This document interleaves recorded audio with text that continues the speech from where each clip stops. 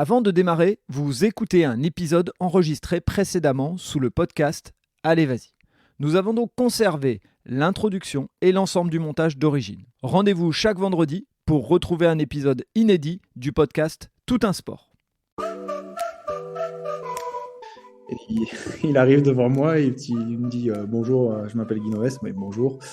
Et il me dit écoute, je me suis renseigné sur ce que tu faisais et je veux que tu viennes travailler avec moi. Je suis en train de refaire mon staff. Est-ce que ça t'intéresse?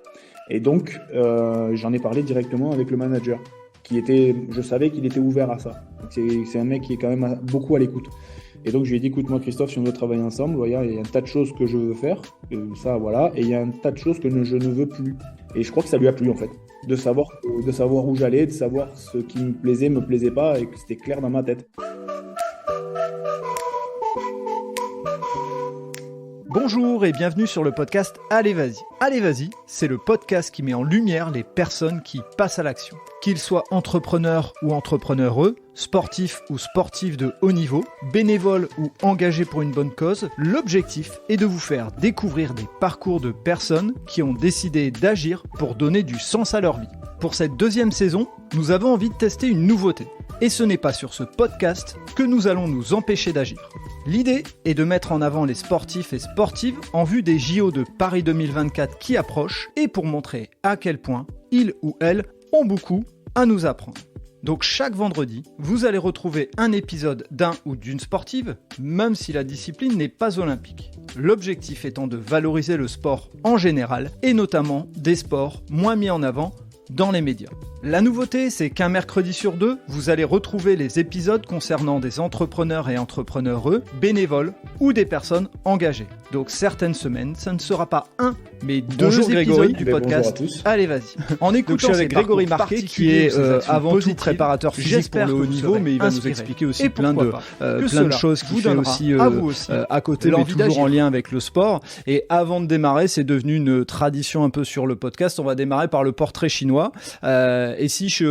Alors le portrait chinois, je le rappelle pour ceux qui n'auraient pas écouté les épisodes précédents, je vais dire un mot et puis toi tu vas me dire le premier qui te vient en lien avec ce mot. Okay. Si je te parle d'un lieu, quel lieu tu me dirais? Alors je parlerais plutôt d'un pays, je dirais le Canada. Dans la mesure où c'est un pays que j'adore. On est allé à plusieurs reprises et pour le boulot et pour des vacances. Et pour le boulot, j'y ai trouvé plein de ressources et pour les vacances, j'ai été dépaysé complètement. Et puis la mentalité des Canadiens, elle est vraiment très différente de la nôtre. Elle est entre le français et l'américain et c'est quand même un équilibre assez sympa, je trouvais. Et du coup, voilà, c'est un endroit que j'adore. Voilà, j'aime bien y aller. Ok, par rapport au boulot, on en reparlera certainement. Et sur la mentalité, je peux que te rejoindre puisque j'ai un autre podcast sur le voyage et j'ai plutôt pas mal de Français qui sont partis au Canada qui vantent le Canada comme toi. Donc, je peux que te rejoindre. Le deuxième point, ce serait un plaisir gourmand. Si je te demandais quelque chose que tu aimes manger, ce serait plutôt du sucré, du salé? J'aurais tendance à te dire les deux, mais je vais parler d'un dessert que personne certainement connaît, que ma grand-mère faisait, qui était italienne, et ça s'appelle la goubane. Et c'est un dessert en fait avec une génoise enroulée avec de la crème de marron, des pignons de pain, des raisins de Corinthe, tout ça mélangé, cuit. On met un certain temps pour le préparer, mais après ça passe très bien avec un café ou un petit déjeuner. C'est une belle pâtisserie. Et... Bon, après c'est vraiment issu d'un coin où ma grand-mère était née, à côté d'Udine en Italie. Et donc, du coup, elle a rapatrié ça quand elle est venue en France. Donc, je garde un bon souvenir parce que familialement, c'est ma grand-mère. C'est ta Madeleine de Proust. C'est ça, exactement. Ok. Si je te parle d'une passion ou d'un passe-temps, qu'est-ce que tu me dirais? J'adore tout ce qui touche autour de l'échange, du coaching. Quand je dis coaching, c'est plutôt dans le sport. J'adore transmettre aux autres et aider les personnes, notamment les jeunes. Je te donne un exemple concret. L'année dernière, j'ai deux fils et l'aîné est parti à Oyonnax cette année en centre de formation et en joueur élite. Et le petit avait un club à trouver autour de La Roche-sur-Foron, puisqu'on est à côté de la Suisse. Je travaille en Suisse maintenant. Et en fait, bon an, mal an, les gens que j'ai rencontrés m'ont proposé de les aider au club. Et puis, je me suis investi dans une équipe des U14 dans laquelle jouait mon fils. Et puis, je me suis éclaté à échanger, à découvrir, à partager avec les autres. Donc, je dirais plutôt rencontrer des gens, faire des échanges, partager des idées, ce soit dans le boulot ou autre, mais par rapport à mon boulot, c'est ce qui me manquait et j'avais besoin de faire ça. Donc, du coup, je me suis investi à fond et l'année prochaine, bah, cette saison, je redémarre avec les U16, je pense, filer un coup de main sur la prépa et l'entraînement en rugby. Ah, top, top. Et le dernier point, et puis on aura le temps de revenir dessus bien sûr dans le podcast, le dernier point, ça serait s'il y avait une ou plusieurs personnalités ou personnes qui ont compté ou qui comptent aujourd'hui pour toi dans ta carrière et dans ce que tu fais. Il y en a plusieurs, alors je vais pas Mhm. toutes les citer, mais je vais parler des plus, enfin, ceux qui m'ont le plus marqué en fait et qui m'ont fait progressé quoi, dans mon domaine et puis dans ma vie de tous les jours quoi.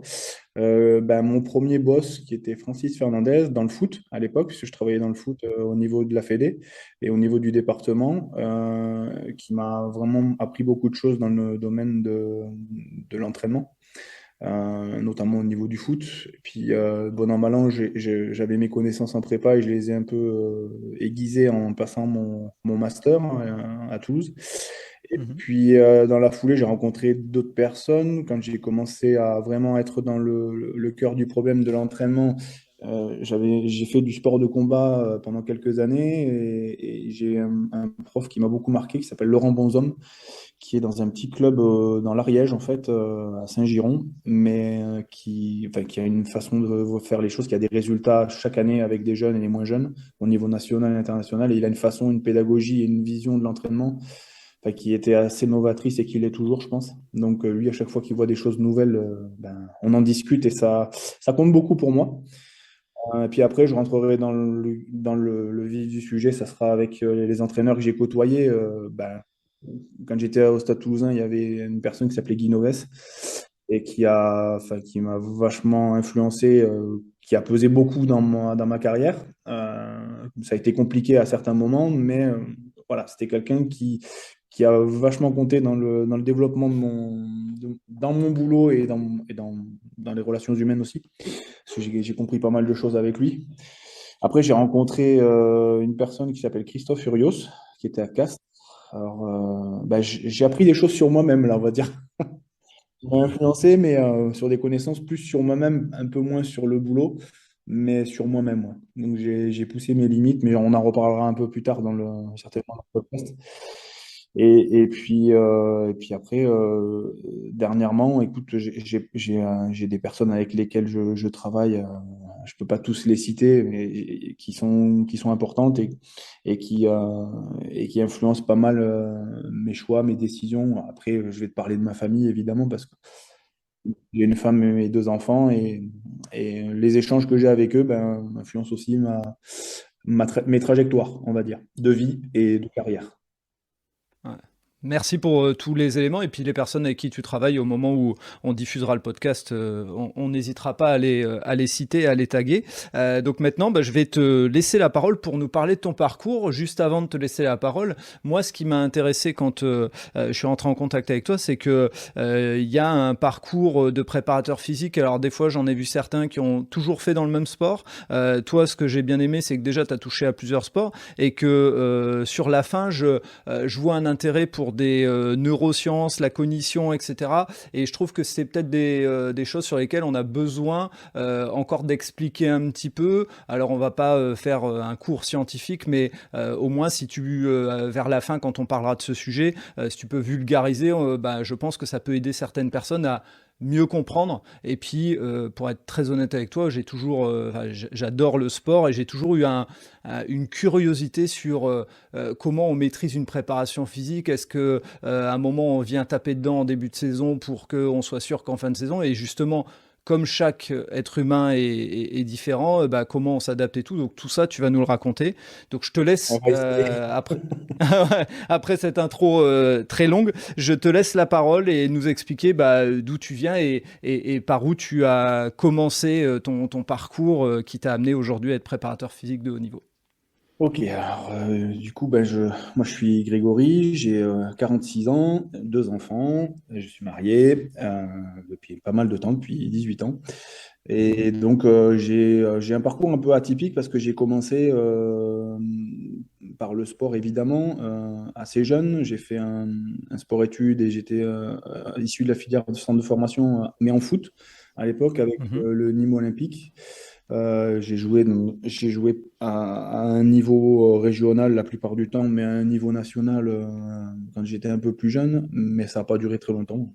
Il me manquait certainement des choses, des qualités. Mhm. Et après, derrière, je suis passé à l'entraînement directement. C'est ce qui me bottait le plus. J'ai commencé à entraîner, j'avais 18 ans, à des équipes de jeunes. Et puis, j'ai passé mes diplômes. Je suis revenu j'étais sur la région grenobloise quand je suis né jusqu'à l'âge de 10 ans. Après, j'ai bougé sur Toulon parce que mes parents travaillaient là-bas. Mhm. Et puis, je suis allé sur Nîmes en intermédiaire et on a fini sur Toulouse. Après, j'ai bougé pas mal, mais ça, on le verra après. Ouais. Et donc derrière ça, j'ai entamé un process d'acquisition de diplôme, mes brevets d'état foot, Euh, Mhm. et ensuite un master en entraînement sportif, en optimisation de performance, exactement, ça s'appelle. Et puis j'ai passé ma ceinture noire de judo parce que je faisais des sports de combat, ça me plaisait beaucoup. J'ai fait de l'aïkido, du MMA, enfin un dérivé du MMA à l'époque quand ça avait commencé, ça s'appelait le free fight, du jiu-jitsu fighting, du judo et j'ai fini par un peu de jiu-jitsu brésilien. Je suis arrivé jusqu'à ma ceinture noire en judo, mais bon, ça n'a rien d'exceptionnel, hein. Jusque-là, il y a... Ouais, ouais, mais quand même, ça, ouais, ça se cite. Mais en fait, je parle de tout ça parce qu'en fait, tout ça, ça m'a aidé à développer mes compétences sur le terrain dans ma carrière. Donc, tout ce que j'ai pu apprendre avec les différentes personnes que j'ai croisées et que j'ai citées à un moment donné, ça m'a servi énormément pour prendre des décisions et puis mettre en place des différentes situations et puis les plans d'entraînement éventuellement quand j'en avais besoin. Donc, ça, si j'ai un premier conseil à donner en me présentant, c'est qu'il ne faut pas hésiter à rencontrer des gens, à aller vers les autres et ne pas attendre que ça vienne. Et puis surtout échanger, parce que je pense que la formation, c'est bien, on nous apprend des choses, mais tout ce qui est... J'interviens en ce moment dans des formations à certains moments et en fait, je me rends compte que tout ce qu'on leur donne, c'est déjà figé, c'est déjà passé. Donc, du coup, Ouais. tout ce qui est formation, c'est bien, ça valide un diplôme et une compétence à un moment donné. Mais je crois que la compétence, on la développe en allant vers les autres et en se renseignant sur ce qui se passe avec les autres. Tout n'est pas bon à prendre. Mais par contre, je crois sincèrement qu'il y a matière à s'auto-former ou à s'auto-former avec les autres et en prenant un maximum d'informations sur ce qui se fait autour. Après, il faut être pragmatique et puis être autocritique sur ce qu'on fait. Et normalement, ça se passe pas trop mal. Donc, Et quand tu parles des autres, tu veux aussi dire, puisque c'est un peu ce que tu faisais comme parallèle, c'est d'aller aussi vers d'autres sports, puisque tu as foot, rugby, judo, on sent que tu as côtoyé d'autres disciplines qui t'ont peut-être enrichi les unes les autres. oui, en fait, c'est ça l'idée. Alors, j'ai aussi passé un diplôme en paddle à l'époque, c'était le niveau fédéral 2. Donc, c'était pour avoir une corde de plus à mon arc. Et puis, je me dis que tout ça, ça peut à un moment donné servir. Tu rencontres des gens. Oui, en effet, c'est le parallèle entre les plusieurs sports et on en parlera avec les neurosciences tout à l'heure. Mais plus tu pratiques de sports différents, entre guillemets, ou tu testes des choses, et plus ton cerveau s'adapte et plus ta capacité motrice se développe. Donc, du coup, je crois que ça a un intérêt, en effet. Ouais. Totalement. Et après, pour finir la présentation rapidement, donc j'ai passé mon master et puis je suis, bon an, mal an, j'ai d'abord entraîné en foot pendant plusieurs années. Et puis un jour, l'opportunité s'est créée de travailler dans le rugby, ce que j'ai choisi en discussion avec mon épouse, du coup. Et puis au final, j'ai pas regretté parce que j'ai été lancé dans le bain un an et demi après être rentré au club de Toulouse. J'ai Wow. démarré au stade avec l'anecdote, c'est j'ai entraîné les Réchelles et les Espoirs sur une séance qui était la mienne un après-midi, en fin d'après-midi. Et je vois Guinoves qui traverse le terrain parce que les terrains sont collés. Et il arrive devant moi et il me dit bonjour, je m'appelle Guinoves, mais bonjour.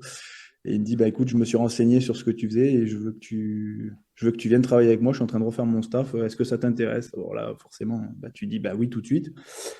J'imagine. Le train passe qu'une fois, généralement. Ouais. Et puis, j'étais en train de faire ma séance, et puis il me dit, bon, bah, OK. Et il se retourne et il s'en va. Mais je l'interpelle, je lui dis, mais monsieur Noves, je commence quand? Et là, il se retourne vers moi, il regarde sa montre et il me fait, ben, t'as démarré. Et je lui dis, mais je fais quoi des jeunes? Et puis il me dit, avec son air, son regard un peu hagard à ce moment-là, il me dit, mais les jeunes, c'est fini, la séance, elle est finie, tu passes de l'autre côté. Donc, j'explique aux jeunes en 30 secondes que j'ai fini, que je dois m'absenter. Donc, ils rentrent au vestiaire et je passe des espoirs au pro à me retrouver avec mon collègue Zeba à faire un échauffement que j'avais même pas prévu. Et puis Waouh. voilà, immergé totalement et directement adaptation directe. Et pour, pour en savoir un petit peu plus, hein, ma curiosité, Ouais. est-ce que tu as su après ce qui a fait qu'il est venu te voir toi? Est-ce qu'il y avait un Bien élément? sûr, bien sûr, ouais, l'élément, ça a été une discussion avec une personne qui s'appelle Michel Marfin, qui Mhm. est un des entraîneurs du stade, qui est responsable du centre de formation aujourd'hui, qui est un super gars. Et Michel, en fait, savait un petit peu que Guy voulait refaire son staff et que j'étais sous surveillance. C'est vrai que je voyais passer souvent Yannick Bru, Philippe Rouget-Thomas, ils s'arrêtaient pour regarder les séances. Même Guy Mhm. s'était arrêté une fois. Et puis un jour, il va voir Michel apparemment, et Michel lui explique que, bah, écoute, je fais des choses pas mal, et Guy lui dit, bah, écoute, ça m'intéresse parce que je veux lui proposer quelque chose. C'est ce que m'a raconté Michel, quoi. Et Michel le fait monter au bureau en lui disant, écoute, viens après, je te paye un café au bureau, on discute rapidement, je te montre ce qu'il fait. Et je faisais toutes mes séances par informatique, j'ai envoyé tout ça toutes les semaines. Et donc, il avait, sur un an et demi, il avait un pavé, puisque j'intervenais 3 fois par semaine, assez important. Et quand il a ouvert le dossier, il dit, ben voilà, ça c'est lui qui fait. Et apparemment, la réaction de Guy, ça a été, ah ouais, d'accord. Et bien, c'est lui qui fait ça? Ouais, ouais. Bon, il a refermé le dossier, il a dit, bon, ben c'est bon. Et il est parti. Ok. Ah, le côté terre à terre, il voit Simplement. et il fonce, quoi. Ouais. Et Ok. moi, si tu veux, moi, je faisais toujours ça. Donc, je préparais toujours mes séances par informatique au foot. Je faisais des beaux dessins, à des explications claires. C'est ce que j'avais appris dans mes formations et puis que moi, j'avais trouvé intéressant de matérialiser correctement pour avoir un retour, quoi.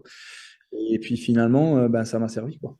Tout simplement. Ouais, et on en reparlera certainement après, mais c'est ce que j'ai vu et ce qui est assez impressionnant dans ton LinkedIn, et c'est aussi ce qui fait que je me suis dit, il y a quelque chose d'intéressant, c'est que on voit que tu pilotes, enfin tu drives ton activité, on le sent, tu mets des chiffres, tu mets des résultats derrière et tout, il y a un truc, quoi. C'est vraiment, a priori, ce qui fait que justement ça a basculé, enfin, fait basculer ta carrière. Ben, en fait, si tu veux, je vais continuer. Comme ça introduit le Ouais, reste aussi. bien sûr. Mais bon, moi, j'ai toujours été intéressé par les datas, si tu veux. Donc, pour finir la présentation sur le côté sportif, et après, je parlerai du côté entrepreneuriat.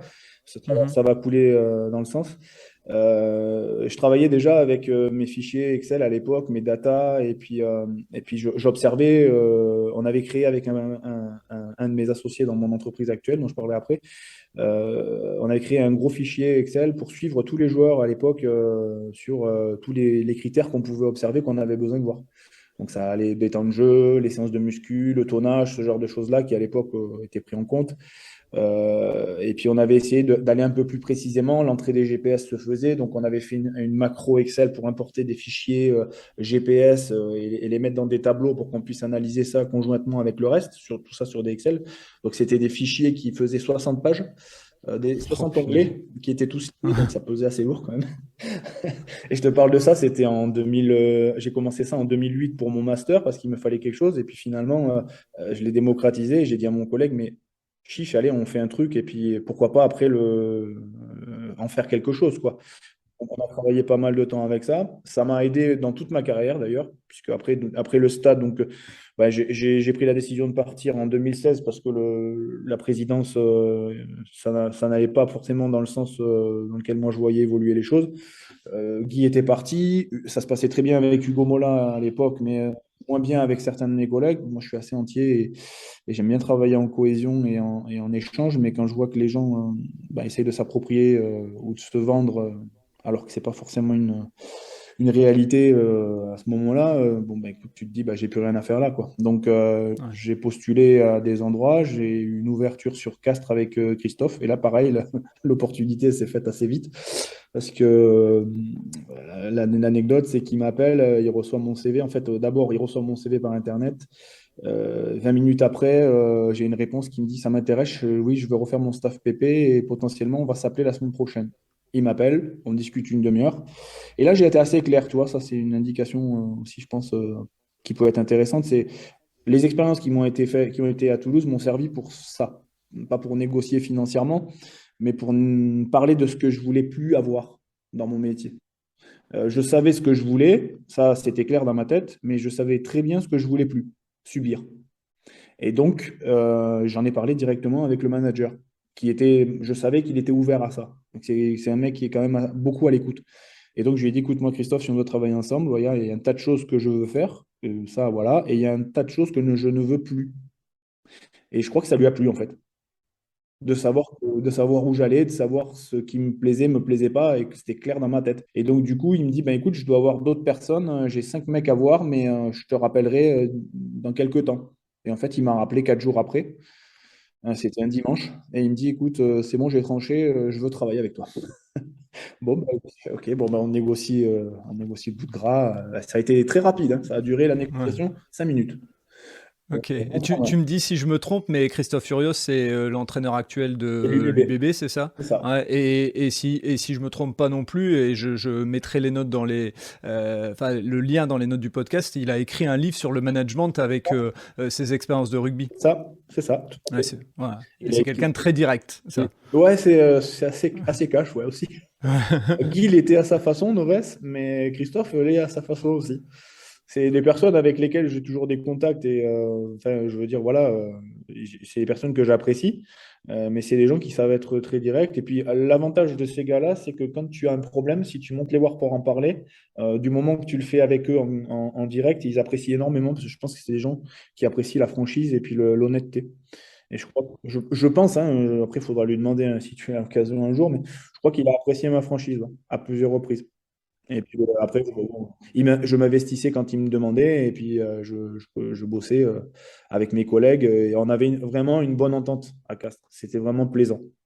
Les collègues que j'avais, Julien, Robérol, Vincent, Jacobi, les kinés avec lesquels je bossais, que ce soit William, Stéphane, je les cite comme ça, tu pourras les trouver.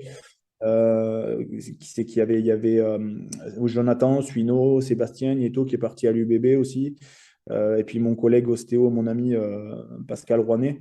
Euh, voilà, c'est des gens qui ont beaucoup compté dans ma carrière en fait, parce que le passage de Toulouse à Castres a été difficile parce qu'il fallait prendre la décision après plus de 10 ans de partir.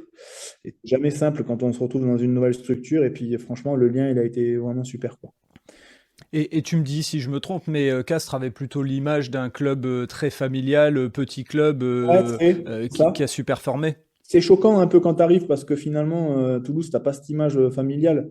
C'est un peu plus clinquant. Ben, tu gagnes des titres, tu as des joueurs hors pair. Et puis finalement, ben, tu te rends compte que dans les autres clubs, même s'il n'y a pas forcément un énorme budget ou que ça claque pas, eh ben, moi je me rappelle d'un gars qui s'appelle Pierre-Yves Rowol, qui est le président du CO, qui manage ça très bien et qui franchement prend des fois, quand il y a des décisions à prendre, il le fait, puis quand il faut secouer les joueurs, il le fait aussi. Mais il n'envoie personne le dire, il le fait de lui-même. Et franchement, moi, j'avais rarement vu un mec comme ça, quoi. Alors, j'ai pas fait énormément de clubs, mais derrière, je suis parti à Rouen en Pro D2 parce que j'avais vraiment besoin de voir autre chose. Et puis, le top 14 devenait un peu aseptisé dans plein de choses. Moi, j'aime bien travailler et librement et tenter des choses. Mais en top 14, maintenant, les gens, ils sortent de formation, ils appliquent toujours les mêmes méthodologies, ils font tous les mêmes choses quasiment. Quand je vois en formation les gamins qui sortent, ils sont aseptisés dans un domaine.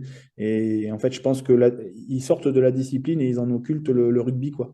Et forcément, c'est ce qui me pousse aux neurosciences aussi à travailler d'une certaine manière, si tu veux, à tester des choses et à coupler différents paramètres et pas seulement faire que courir pour courir ou lever une barre pour lever une barre, tu vois.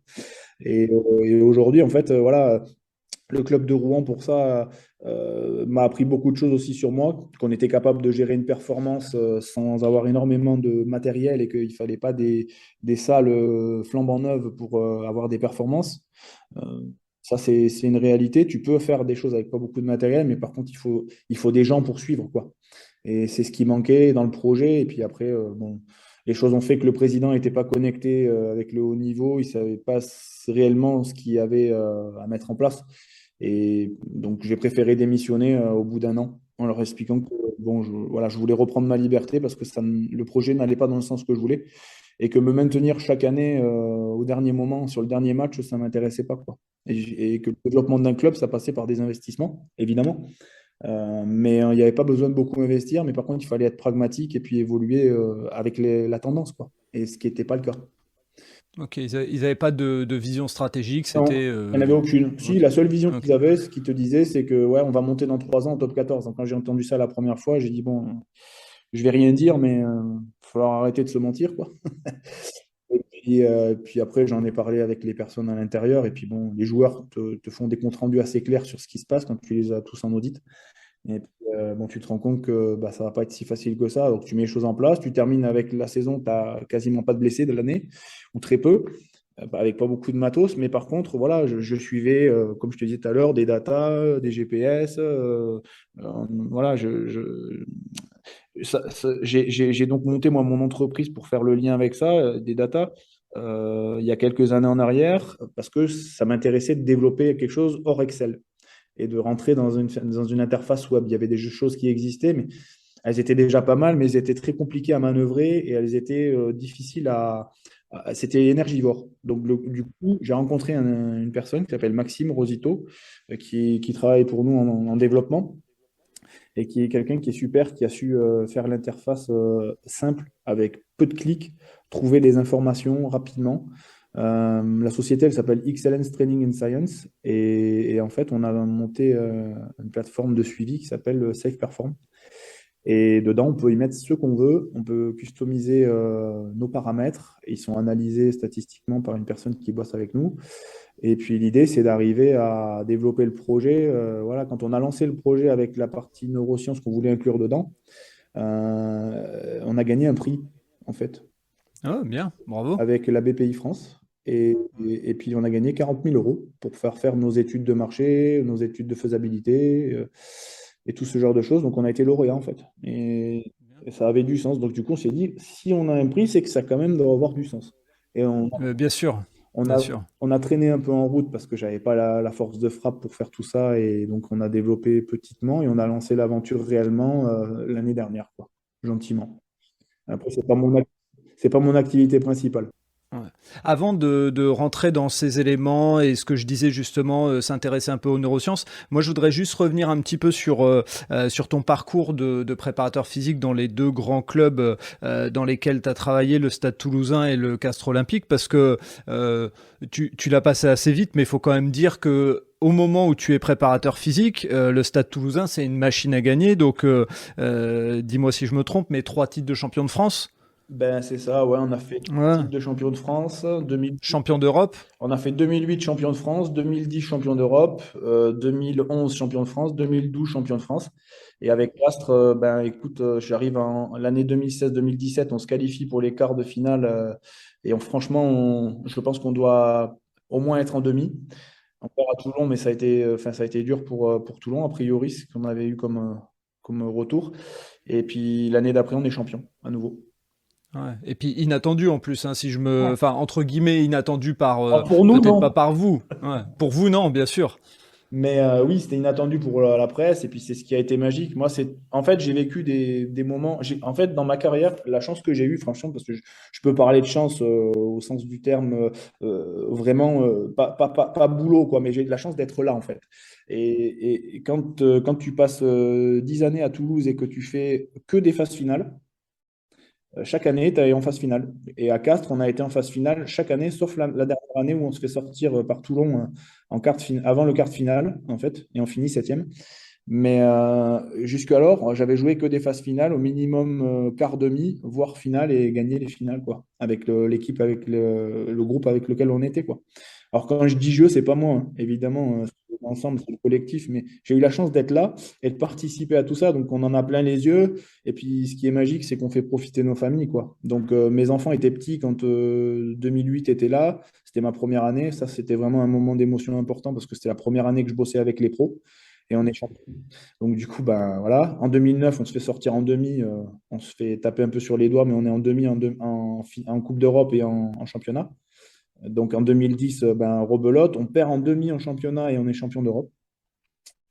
Et puis, à 2011, on perd en demi, je crois, en Coupe d'Europe et on est champion de France. Et on perd en quart de finale en Champions Cup à l'époque, en H Cup en 2012 et on est champion de France quand même après derrière.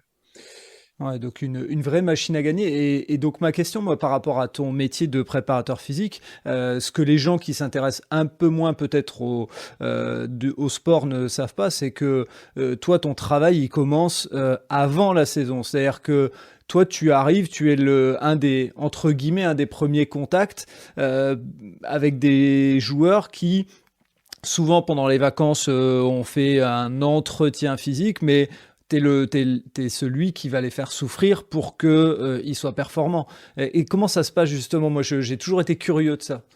Alors, il y a plusieurs étapes. Et ça aussi, c'est pareil. J'ai vachement évolué au contact de ces clubs et en étant à tâtons aussi, parce que tu testes des trucs et tu te rends Ouais. compte qu'il y a des choses qui fonctionnent, d'autres pas. Donc, en fait, quand on arrive, on nous apprend que l'intersaison, c'est hyper important. C'est vrai. On nous dit aussi que les mecs, quand ils partent en vacances, il faut absolument qu'ils aient des programmes. Et ça, c'est une grosse connerie.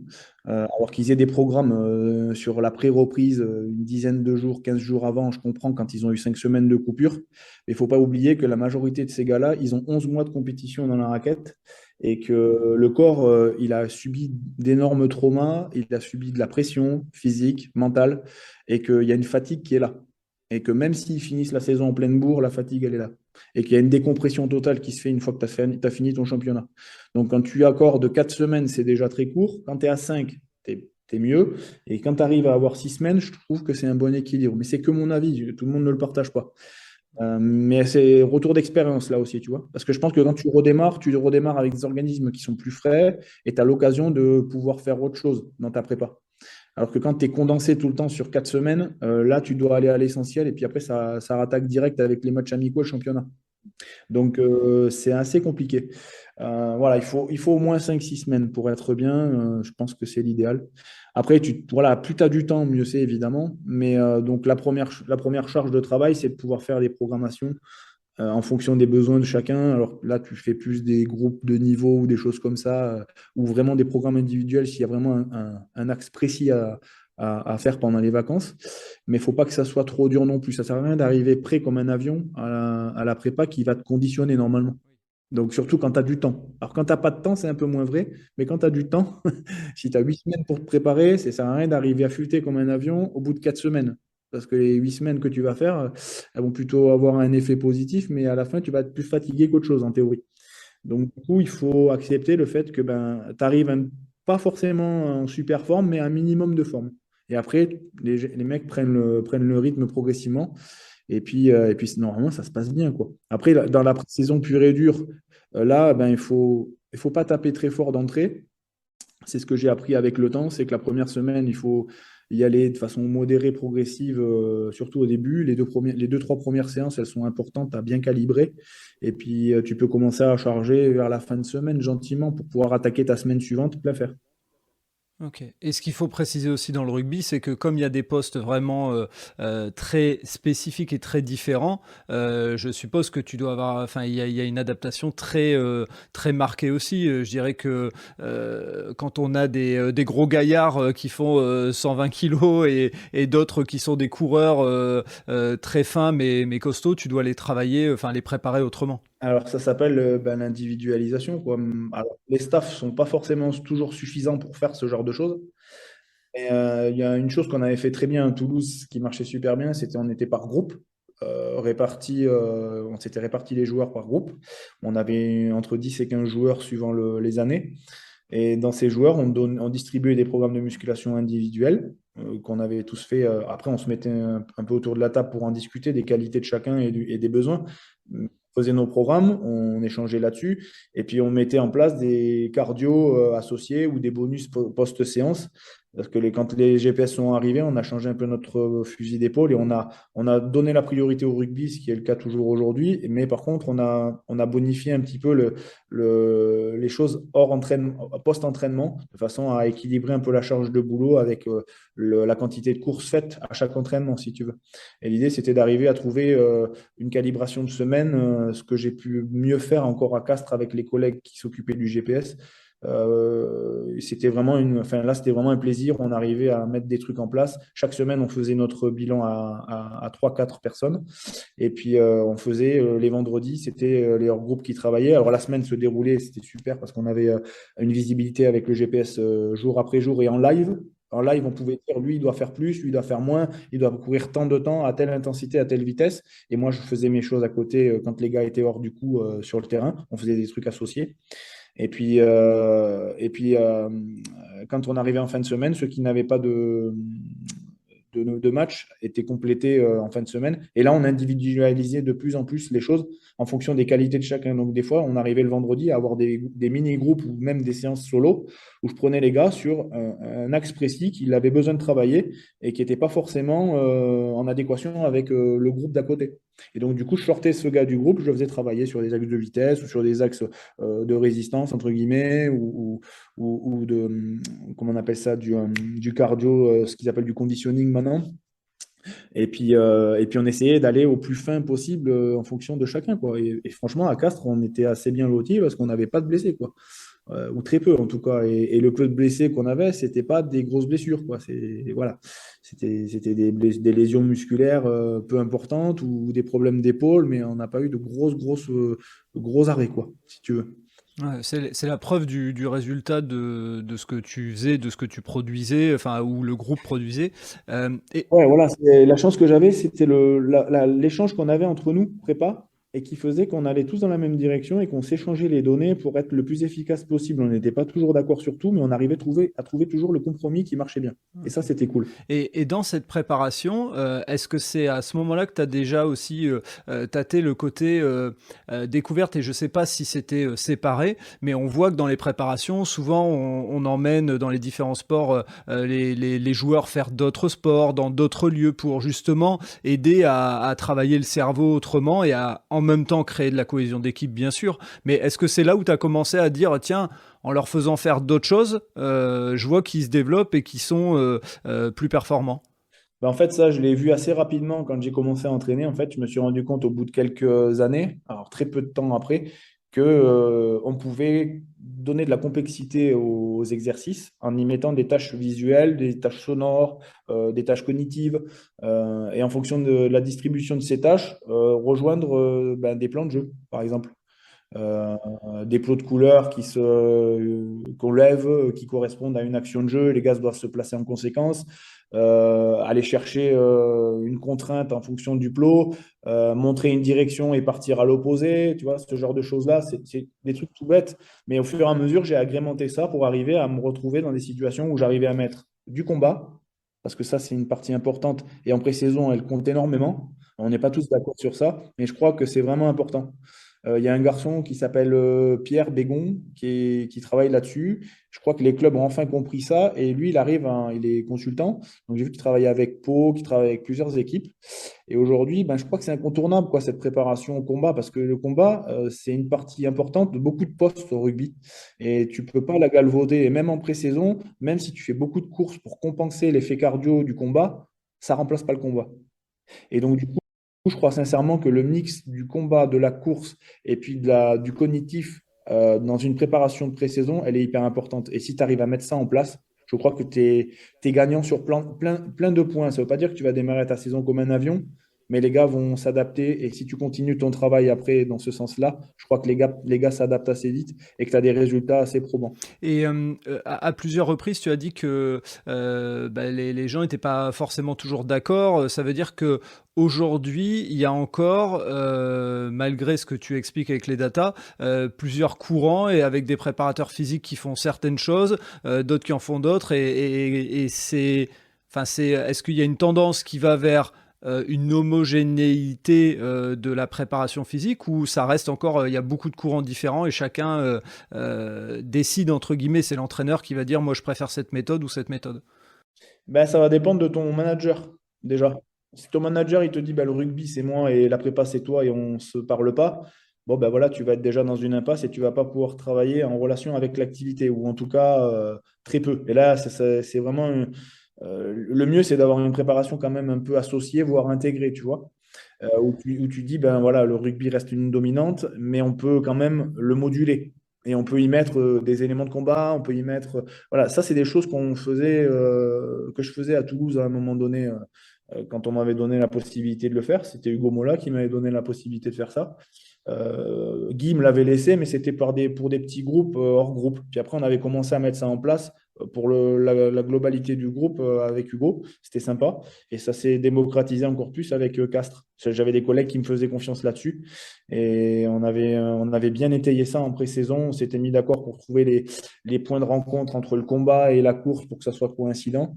Et on a toujours eu des pré-saisons assez fortes où les mecs, j'ai des vidéos pour ça que j'avais pris, que que les analystes vidéo nous avaient fait. Enfin, tout le monde était surpris de voir le rendement à ce moment-là et puis de voir les effets positifs dès le début du championnat, quoi. Et puis au final, tu te rends compte que je crois sincèrement, en effet, que, il faut d'abord convaincre le manager du bienfait de tout ça, donc lui montrer si tu as des vidéos ou des points de repère, quoi. Et puis après, derrière, s'il n'est pas d'accord, bon, bah, tu vas devoir t'adapter à ton boulot. Mais si ton manager est pour ce genre de choses, il ne faut pas hésiter à y aller, quoi. En effet, il faut vraiment rentrer dans différentes parties et sortir du cadre aussi. Donc c'est ce qui a un peu fait ta marque de fabrique, c'est ta capacité, entre guillemets, à bien monitorer ton travail et tout. Et donc c'est ce qui nous ramène à ce que tu expliquais tout à l'heure, au fait que le fait de gagner un prix par rapport au projet que vous avez développé, c'est qu'effectivement, dans ce domaine-là, il y avait un besoin. Et donc aujourd'hui, maintenant que tu as lancé concrètement le projet depuis un an, est-ce que tu peux nous en parler un petit peu plus? C'est un peu la vitrine de ton projet aujourd'hui, ce podcast, et nous expliquer, est-ce que tu as des touches dans différents sports? Est-ce que pour l'instant, c'est principalement du rugby, c'est d'autres sports? Enfin, explique-nous un petit peu où tu en es avec ce projet. Alors, le projet, en fait, ce qui pose problème toujours, c'est le financier, évidemment, parce que les gens, ils veulent toujours des choses gratuites. C'est toujours mal habitué, surtout quand tu es un gros club. Bah, écoute, ça coûte combien? Ah, mais tu me le fais pas gratuit? Ben non, écoute, le gratuit, ça marche pas, en fait. Tu te rends compte qu'avec le temps, ça marche pas, parce que les gens s'en servent pas. Quand tu payes, il faut rentabiliser, donc il faut s'en servir. Donc c'est déjà une bonne approche. Après, écoute, alors, je ne citerai pas les clubs, mais on a eu cette saison deux clubs qui ont fonctionné avec nous. Par contre, en fin de saison, j'ai eu des contacts avec d'autres sports. Donc, j'étais dans le rugby plus précisément. Et puis, on est en train de s'ouvrir à d'autres disciplines. Et j'attends des retours pour la rentrée, là, pour le mois de septembre. Entre septembre et décembre, je pense que j'aurai récupéré peut-être trois ou quatre clients de plus, on va dire, dans différents sports. Et ça m'intéresse parce que, et notamment peut-être dans le féminin aussi, dans le handball. Les sports potentiellement, ça pourrait être la natation, le handball, le rugby aussi, et peut-être le foot. Ok. Et si je suis, je sais pas, un dirigeant d'un club de sport et que je me dis, tiens, je veux investir pour que j'ai moins de blessés, puisque un blessé, encore une fois, c'est un salarié entre guillemets qu'on paye et qui n'est pas sur le terrain. Donc au fond, c'est la même chose que dans une entreprise. Donc on a tout intérêt à baisser ce qu'on va appeler l'absentéisme ou la maladie. Donc je suis un dirigeant de club. Comment tu peux me convaincre de dire, tiens, je vais investir dans ta solution? Ce serait quoi les éléments qui pourraient faire tilt pour qu'il y ait ce cap qui soit passé, de se dire que la data, c'est l'avenir? Là, je crois que tu les as donnés en me questionnant, du coup. Il y a une partie. En tout cas, en effet, c'est l'objectif pour toi, c'est d'avoir, en fait, dans une seule plateforme, la possibilité que ton staff, il échange sur toutes les datas et qu'il ait une visibilité sur l'ensemble des datas rentrées. Donc, après, à charge des intervenants de rentrer leurs datas appropriées. Mais si les coachs rentrent leurs entraînements, parce qu'il y a pas mal de modalités, tu peux rentrer des vidéos, tu peux faire des dessins, tu peux faire plein de choses sur ce genre de choses, c'est quand même assez sympa. Si les prépas rentrent leur data, GPS cardio, métrique, si les analystes rentrent leur data d'entraînement sur le projet de jeu et sur comment on appelle ça, les statistiques d'entraînement et de match, plus les données match et tout le reste, je crois sincèrement que en étant sans être enfin sans dire de conneries, as quand même un retour sur ton investissement en disant que toutes les datas que j'ai rentrées, elles me donnent des indicateurs. Elles ne vont pas prédire ce qui va se passer, mais elles vont dire à la personne, écoute, là, tu as fait tout ça comme quantité de travail, l'objectif, c'était ça, et puis finalement, tu es arrivé à ça. Les tendances pour X joueurs, parce que l'idée, c'est de calibrer ça par joueur, c'est les datas, elles vont être analysées d'abord globalement, et puis c'est d'affiner le calcul pour chaque joueur.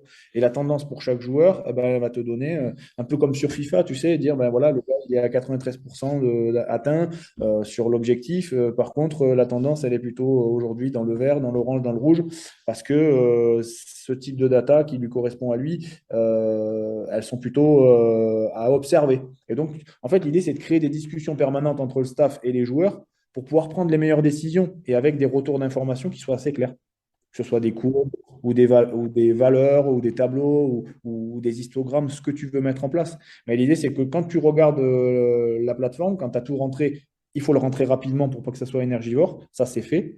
Et après, une fois que tu as le retour de data, quand la statistique se met en route, généralement, tu dois pouvoir dire, bon, bah, lui, il va falloir que je fasse attention, réellement. Et puis derrière, donc, du coup, bah, si tu fais attention, potentiellement, tu t'enlèves une épine du pied parce que tu te dis, bah, je vais faire attention pour un, puis si je fais attention pour un, peut-être que je vais faire attention pour deux, pour trois, pour quatre, et mon collectif est constitué de X individus, et puis ces X individus, s'ils bénéficient d'un aménagement de charge, bah, peut-être qu'à un moment donné, ça va être bénéfique sur la suite.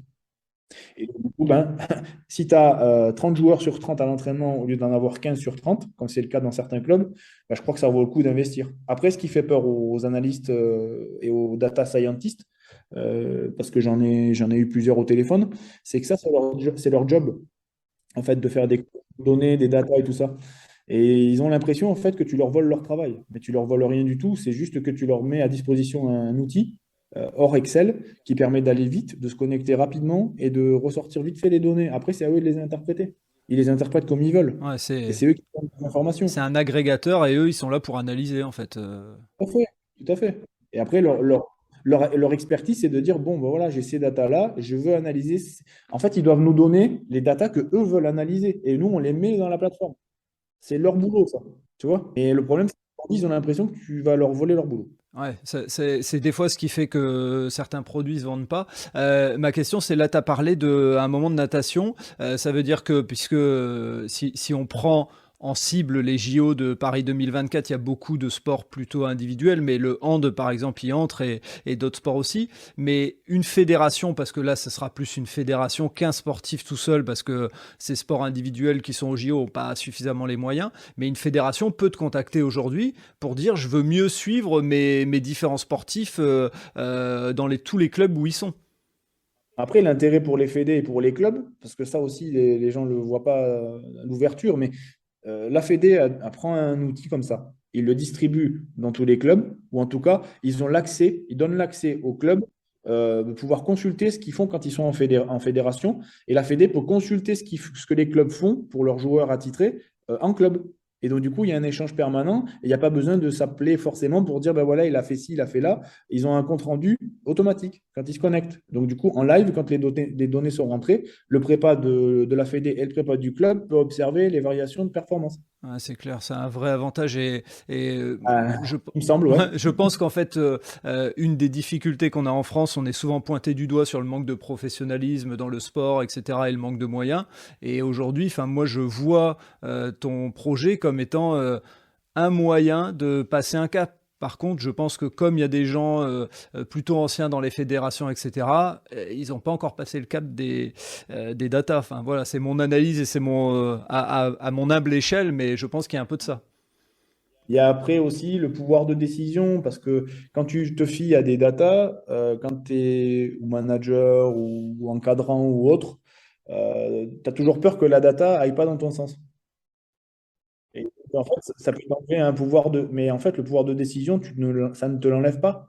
Ça te donne un moyen de dire est-ce que je suis dans la bonne direction? Et c'est toi qui prends la décision, ça t'enlève aucun pouvoir de décision. Mais par contre, ça peut te faire réfléchir à ta façon de travailler aussi.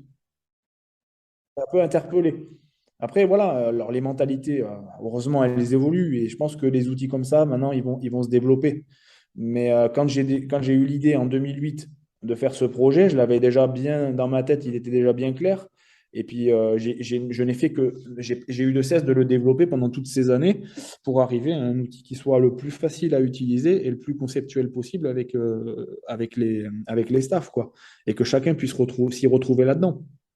Mais voilà, il faut atteindre. Aujourd'hui, je pense que voilà, il y a eu le Covid, il y a eu plein de choses. Les gens n'ont pas forcément les moyens dans les clubs pour investir en plus là-dedans. Il faut que ça reste une priorité. Voilà. Comme pour le cognitif, ça va devenir, je vais parler de la boîte avec laquelle je bosse euh, aujourd'hui, mais enfin, ça va devenir une priorité. Donc, à un moment donné, quand ça deviendra une priorité, là, ça va vraiment se lancer. Puis, voilà, il faudra être prêt à répondre aux demandes. Mais, voilà. Et puis là, nous, voilà, on sera prêt pour ça, c'est pas le souci. Mais en fait, tout ce qui est nouveau fait peur. Et tout ce qui est qu'on ne maîtrise pas fait peur. Mais ça, c'est humain.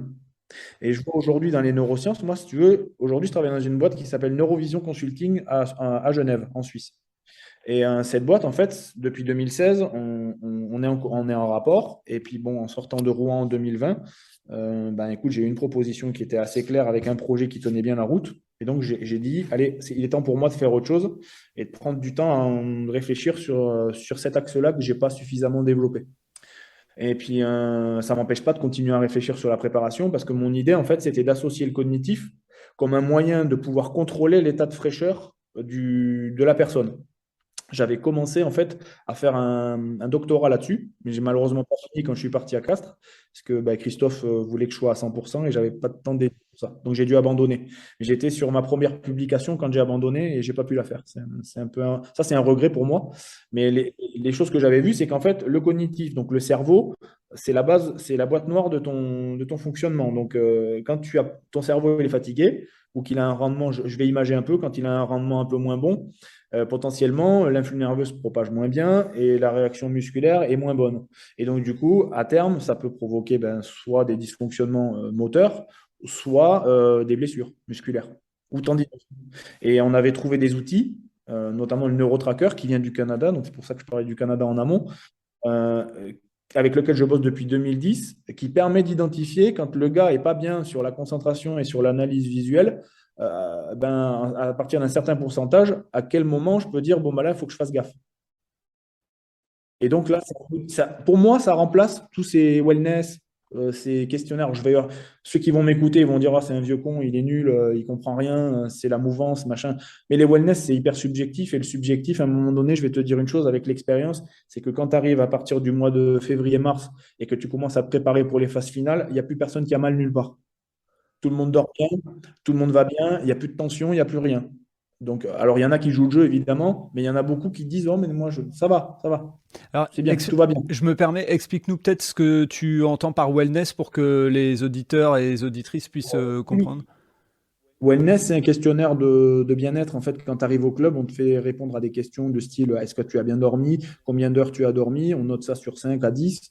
Et puis, on te demande si tu as envie de t'entraîner, évidemment. Si tu as.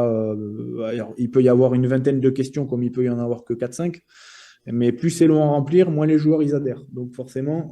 Puis à la fin, ils regardent même plus, ils mettent des notes annexes. Ouais, Voilà, ils remplissent ça tous les jours et puis il y a un suivi, c'est ça, les voilà. wellness. Ok. C'est ça. Ouais. C'est ça. Et en fait, bon, ben, c'est subjectif. Donc, le gars, il se sent pas bien, ou alors il te dit, je me sens pas bien, et puis finalement, il est pas si mal que ça.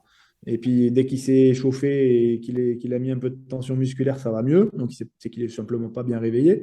Et puis, des fois, tu arrives, le gars, il te cache la vérité en te disant, non, mais ça va super bien. Et toi, tu le crois. Et puis, tous les autres critères, bon, ben, ils ont une tendance plutôt correcte, mais voilà, tu sais pas comment interpréter le wellness. Et puis, si tu n'as pas d'autres outils que le wellness, ben, si tu te fies à ça, ben, des fois, tu peux te tromper. Et donc, pour moi, le fait d'avoir des outils qui objectivent le subjectif, je vais dire, ben, c'est quand même un plus, quoi. Tu peux garder ton wellness, mais tu peux aussi voir si c'est en adéquation avec ce que le gars te dit. D'accord. Et donc ça, c'est un tracker qui fonctionne comment? T'as des tests ou autre ou c'est des... C'est un outil en 3 dimensions D'accord. qui permet de travailler sur la concentration, l'optimisation du champ périphérique, la profondeur, donc la perception de la profondeur des distances entre les objets et toi, surtout quand tu as les sports collectifs. Tu as le ballon qui Ouais. arrive, ou tu as le mec qui veut te plaquer en rugby, ou qui veut te tacler en foot, ou qui veut t'attraper sur un combat pour te faire tomber. Donc voilà, Tout ça, ça permet d'optimiser ces facteurs-là. Mais par contre, quand c'est un outil donc en 3D avec des balles qui se déplacent sur un écran, il faut en repérer un certain nombre. À la fin, il faut les identifier. Et puis, quand tu vois que ton rendement il est de moins en moins bon de session en session, c'est qu'il faut se poser la question. Mais ça, c'est mon avis à moi et je l'ai vu à beaucoup de reprises. Je l'ai testé avec beaucoup de joueurs. J'ai eu des retours de joueurs qui étaient d'accord avec ça. Ça a amené le PhD avec la fac de Toulouse et en relation avec le Canada. Et quand j'étais allé voir le professeur Faubert à l'époque, qui est l'inventeur du neurotracker, il m'avait dit, mais Greg, ton truc là, il faut qu'on publie. Parce qu'il m'a dit ça, il faut qu'on publie et il faut que tu te trouves un étudiant pour un PhD. Mais j'ai dit, mais il n'y a aucun étudiant qui va vouloir bosser là-dessus parce que c'est pas dans la mouvance. Et puis, il faut les joueurs en disposition et il n'y a que moi qui les ai. Donc, j'ai dit, écoute, je vais le faire moi. Et puis, bon an, mal an, il m'a aidé. Il y a eu une personne qui a compté là-dedans, c'était Thomas Roméa, qui travaille à l'INS Québec aujourd'hui, qui était à l'époque avec Jocelyn. Mais voilà, c'est grâce à eux, on a pu développer tout ça. Et avec Sylvain Barthès aussi, on a pu avancer pas mal à l'époque où j'étais à Toulouse. Et puis, je m'en suis servi pas mal de temps pour identifier. Et à Toulouse, je sais qu'on a eu des garçons comme Yann David, comme Max Médard, comme Johan Huget. Voilà, pour citer que, hein. Mais il y en a eu d'autres. Mais voilà, Sébastien Bézi, qui avait des grosses performances. Et puis, quand ils avaient des chutes, souvent il y avait des contre-performances. Et puis, il y a eu des fois, malheureusement, parce qu'on était à tâtons à ce moment-là, il y a eu des alertes musculaires. Ok. Et donc, c'est là qu'on a dit, bon, il y a peut-être un truc. Et puis, au final, on était venu à réadapter le boulot quand on voyait des grosses baisses. Des fois, je prenais le matin, en fait, avec le temps, Jean-Baptiste Elistal, qui était l'entraîneur des trois quarts, me faisait confiance et il m'a dit, je veux que tous les trois quarts passent le lundi avec toi. Et le matin, tu me fais un compte rendu. Donc, ça dure 6 minutes, le test. Donc, je passais dans la matinée pendant la reprise du matin tous les joueurs. Et puis, à midi, je lui faisais mon compte rendu. Et puis, il me disait alors comment c'est. Bah, je dis, si c'était bon, il s'entraînait, tout allait bien. Et puis, s'il y en avait quelques-uns qui n'allaient pas bien, il me dit, bah, lui, tu le gardes, lui, je le prends. Ceux que tu gardes, tu les prépares et demain matin, ils redémarrent. OK. Mais ils redémarrent à fond. OK. Donc, on finit la récupération. Et puis, quand il y avait vraiment du grabuge et que ça sentait pas très bon, ben, il me disait, écoute, je ne m'entraîne pas cet après-midi pour personne. Donc, tu les as en récupération. Et demain matin, par contre, on redémarre sur bon pied, bon oeil. Ok. Et lui, il avait compris l'intérêt de tout ça. Ok. Et donc aujourd'hui, dans ce que tu fais dans cette fonction de consultant en neurosciences, comment tu interviens et comment quelqu'un qui pourrait être intéressé par ce que tu viens de dire peut faire appel à toi? Alors nous, on travaille surtout avec les sportifs individuels en ce moment. Mais on a quand même des footballeurs qui viennent chez nous, des footballeurs du Servette. On travaille en fait sur deux leviers, sur le développement des performances visuelles et cognitives, mais aussi sur le retour à la performance après commotion. Parce que c'est en lien avec le système visuel. Moi, ce qui me manquait à l'époque, quand j'étais en club, c'était juste les éléments du système visuel. J'avais un background avec le professeur Faubert, mais pas suffisant. Et quand j'ai rencontré le docteur Mater et Frédéric Duranton, qui sont aujourd'hui mes collègues de boulot, et ben, en fait, ils m'ont donné des éléments que moi, je n'avais pas. Et donc, on fait un bilan médical assez poussé sur tout ce qui tourne autour de l'œil. Ça me permet de voir dans quelle mesure en fait le gars est affecté et ce que je dois travailler dans la performance sur le simple tâche, le double tâche ou le multitâche. Et derrière, ben, je crée des protocoles et je permets aux gens d'optimiser leur concentration, leur capacité à capter l'information plus vite et mieux et de retranscrire un bon geste moteur derrière ou de prendre la meilleure décision par rapport à l'action qu'il pourrait y avoir sur le terrain. Et donc, l'idée, c'est d'y associer une mise sous pression, qu'elle soit cognitive ou cardiaque, parce que je peux travailler avec les deux. Et aujourd'hui, j'arrive à monitorer le développement des capacités visuelles et cognitives en association avec les capacités cardiaques. Ok. Donc ça veut dire que si on veut se développer, avoir le bon geste au bon moment, développer son geste et faire en sorte, on travaille en fait son cerveau, c'est ça? C'est ça. Ok. Et en fait, on arrive à dire que plus on est performant sur plusieurs tâches, meilleur sera le rendement sur une seule tâche, évidemment, et que tu vas surtout faire un gain d'énergie, une économie d'énergie importante, parce que pour le même geste qui te coûtait une certaine énergie à l'époque, ben, tu vas rentabiliser davantage. Et donc, du coup, sur la durée d'un match, tu peux t'imaginer que sur un rugby à 80 minutes, quand tu prends toujours les bonnes décisions, tu peux éviter un plaquage, tu peux éviter de porter le ballon trop loin et de faire des courses inutiles, tu peux te replacer mieux, tu peux juger d'une trajectoire aérienne pour aller chipper un ballon et puis pas te faire tamponner.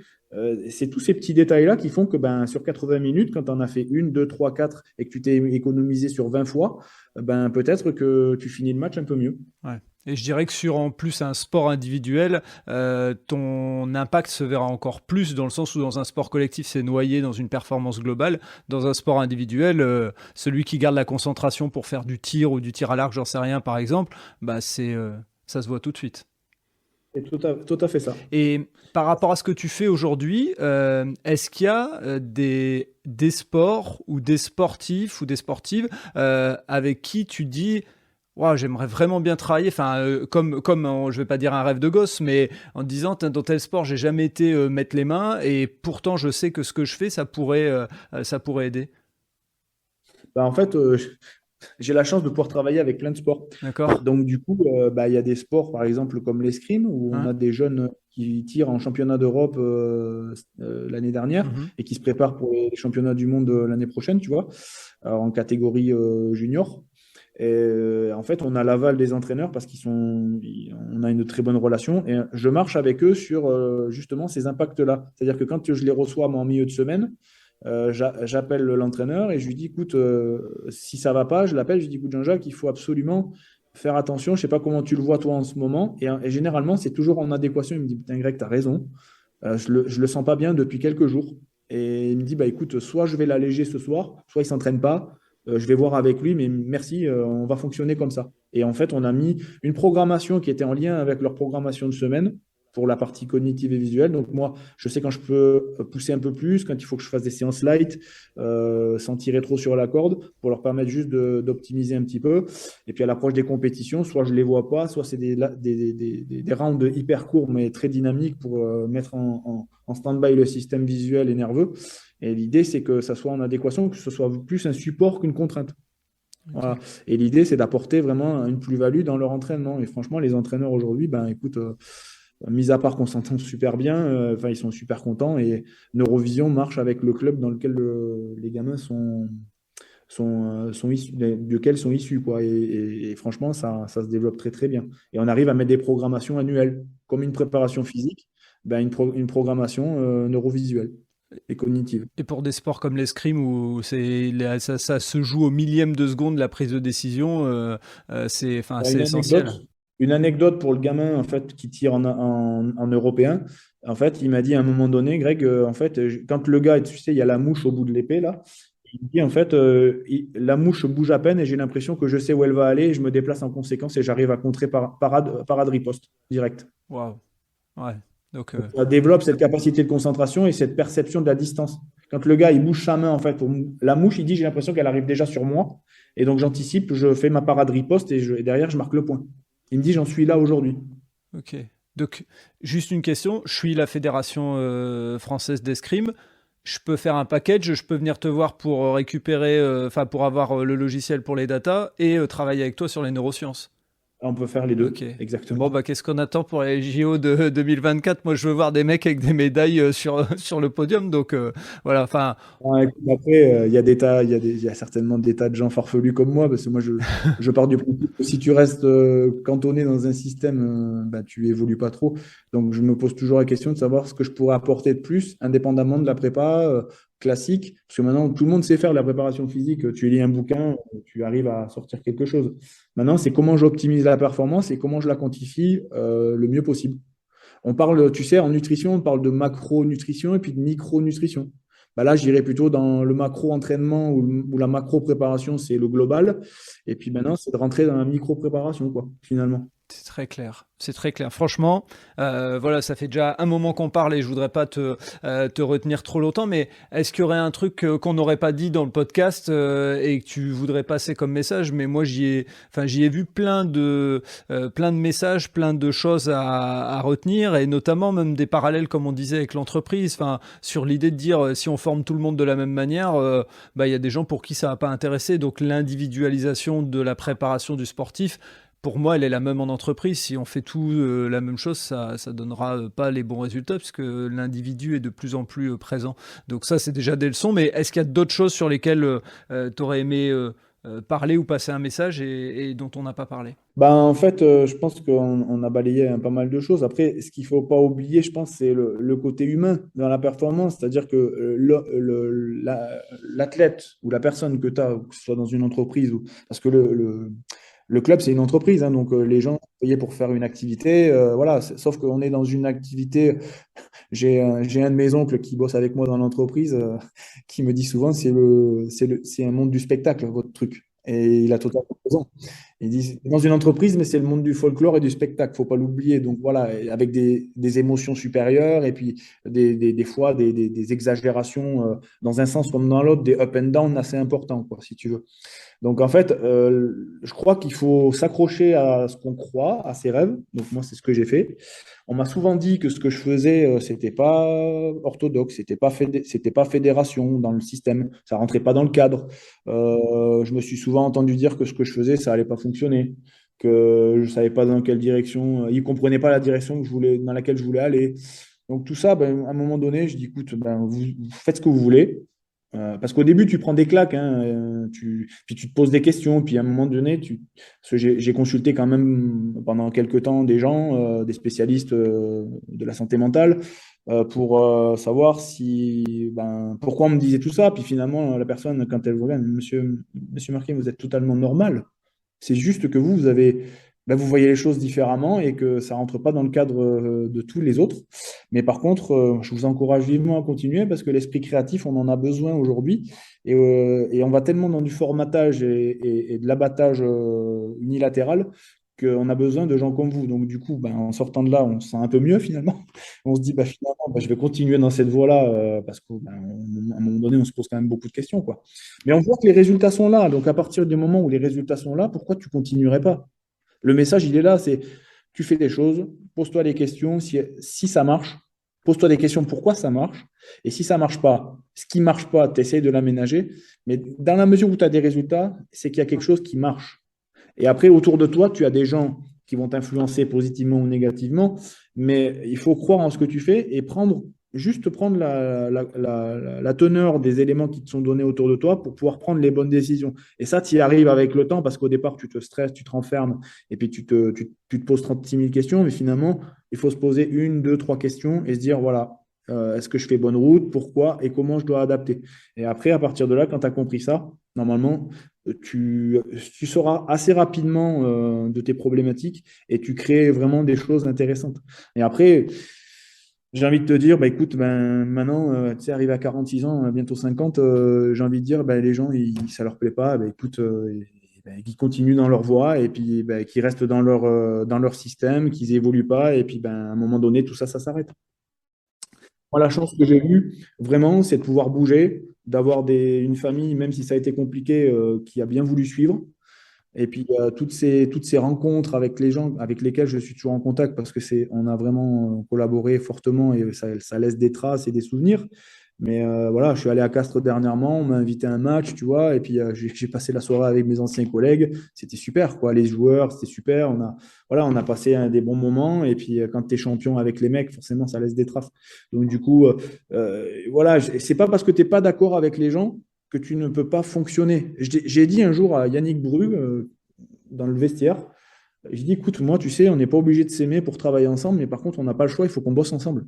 Alors, pas que j'avais des problèmes avec Yannick, mais parce que dans le staff, il y avait des choses qui ne se passaient pas bien. Et à un moment donné, je dis, Yannick, mais Yannick, tu penses vraiment qu'on est obligé de se serrer, se faire des étreintes ou de se serrer dans les bras? Je dis, moi, franchement, pour moi, on n'est pas obligé de s'aimer. Par contre, la chose qu'on doit faire, c'est faire un effort pour bosser ensemble. Et je lui dis, et moi, avec les autres, je suis prêt à faire cet effort-là. Mais par contre, il faut que ça soit des deux côtés. Et ça nous avait interpellés tous les deux parce que je revois sa tête en me disant, putain, c'est vrai, t'as raison, quoi. Je lui dis, ben, je ne sais pas si j'ai raison, mais en tout cas, voilà, c'est comme ça que je vois les choses. Et ça s'était super bien passé avec Yannick hein, à l'époque. Et je pense que si on a des titres de champion, à l'époque, c'est parce que ben, lui, il fait du super boulot avec le staff en place et que la communication qu'on avait, elle était super, quoi. Jusqu'à ce qu'il s'en aille. Ok.